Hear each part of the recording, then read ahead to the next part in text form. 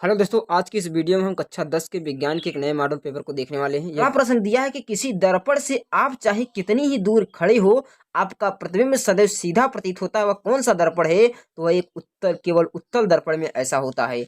स्पष्ट दृष्टि की न्यूनतम दूरी कितनी होती है? तो स्पष्ट दृष्टि की न्यूनतम दूरी 25 सेमी होती है। किसी चालक में धारा का प्रवाह होता है, तो धारा के प्रवाह के लिए इलेक्ट्रॉनों का प्रवाह होना बहुत आवश्यक है। इलेक्ट्रॉनों का प्रवाह ही धारा का प्रवाह होता है। निम्नलिखित में से कौन सा पद एक विद्युत शक्ति का सही निरूपित व्यक्त करता है? तो विद्युत शक्ति का निरूपित करता है वी आई। कौन? We I. नेक्स्ट क्वेश्चन दिया है। नेक्स्ट आपको एक न्यूमेरिकल दिया है। किसी किसी विद्युत बल्ब में 220 वोल्ट के जनित्र में 0.50 एम्पियर की धारा प्रवाहित होती है, तो बल्ब की शक्ति आपको ज्ञात करना है। इसी सूत्र से आप ज्ञात कर लेंगे, दोनों का मल्टीप्लाई कर लेंगे, आ जाएगा। उत्तल लेंस की क्षमता ज्ञात कीजिए, जिसकी फोकस दूरी 20 सेमी है। आपको इसकी क्षमता ज्ञात करना है। 1/20 कर लेंगे तो 20 पंजे 100, 5 डायोप्टर आ जाएगा। स्नेल के अपवर्तन का आपको नियम लिखना है, यानी साइन आई बटे साइन आर बराबर एक नियतांक होता है। इसको आपको लिखना है। तीसरा सवाल दिया कि स्पष्ट कीजिए कि तारे क्यों टिमटिमाते हैं। आपको ये लिखना है, बहुत महत्वपूर्ण सवाल है कि तारे क्यों टिमटिमाते हैं, यानी अपवर्तन के कारण। अथवा किसी प्रिज्म द्वारा श्वेत प्रकाश के विक्षेपण का रेखाचित्र बनाना है। रंग का विचलन कोण को आपको निरूपित करना है, यानी ज्ञात करना है। नेक्स्ट दिया कि समांतर क्रम में जोड़े गए प्रतिरोधों का तुल्य प्रतिरोध एक का व्यंजक प्राप्त करना है, यानी सिद्ध करना है, यानी तुल्य प्रतिरोध का। अथवा कि किसी तांबे के तार की, यानी एक क्वेश्चन दिया है, इसको हल कर लेना है। वैद्युत चुंबकीय प्रेरण से आप क्या समझते हैं? फैराडे के वैद्युत चुंबकीय प्रेरण के नियमों का उल्लेख कीजिए जनित्र के लिए, यानी जनित्र का सिद्धांत आपके लिए बहुत महत्वपूर्ण है। मैंने 5 मॉडल पेपर बताया, पांचों मॉडल पेपर में जनित्र का वर्णन जरूर आया। यह जो मॉडल पेपर है, मॉडल पेपर नहीं बल्कि प्रीवियस ईयर में जो आए हुए क्वेश्चन है उसका मॉडल पेपर है, अंशाल पेपर है।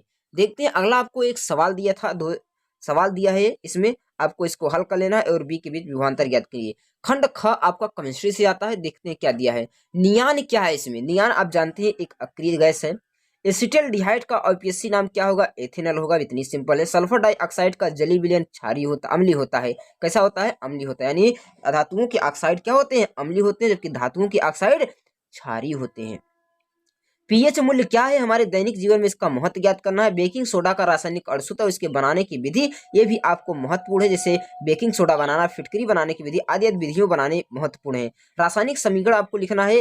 रासायनिक समीकरण इसका देना है। आईपीएससी नियम इसका दे देना है। CH3COCH3 का जो कीटोन है, यह क्या है? एसीटोन कर देंगे। इसका C2H5 यानी एथेनॉल है। अगला दिया कि मेंडलीव की आवर्त सारणी का आधुनिक आवर्त नियम लिखना है। मेंडलीव की आवर्त सारणी के दोष बताना है।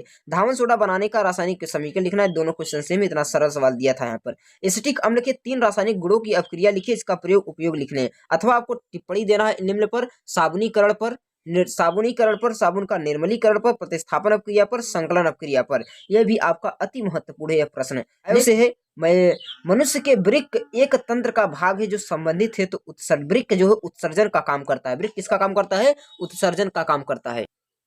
अगला सवाल दिया कि निम्नलिखित में से कौन सा पादप हार्मोन है? तो जो पादप हार्मोन इंसुलिन नहीं है। थायरोक्सिन, एंड्रोजन यानी साइटोकाइनिन एक पादप हार्मोन है। निम्न में से कौन सा मानव में मादा जनन अंग का भाग नहीं है? तो शुक्रवाहिका जो है मादा जनन का भाग नहीं होता है।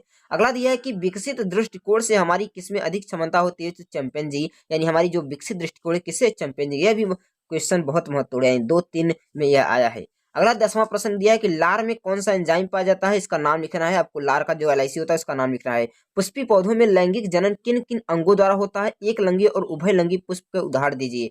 मेंडल ने अपने प्रयोगों के लिए किस पौधे को चुना? आपको इसको लिखना है, उसका कारण सहित बताना। मतलब मेंडल ने अपने प्रयोगों के लिए मटर के ही पौधों को क्यों चुना? आपको इसको लिखना है। मानव के उत्सर्जन तंत्र का कौन सा अंग है? इसका नामांकित चित्र बनाना है। वृक्क का। हृदय क्या है? एक लेख द्वारा स्पष्ट कीजिए। एक पंप का कार्य भी बताइए। पौधों में जल का परिवहन किसके द्वारा होता है? इसकी क्रिया विधि लिखिए। यह भी आपका बहुत महत्वपूर्ण प्रश्न है, इसको भी आप तैयार कर लीजिएगा, बोर्ड एग्जाम के लिए बहुत महत्वपूर्ण है।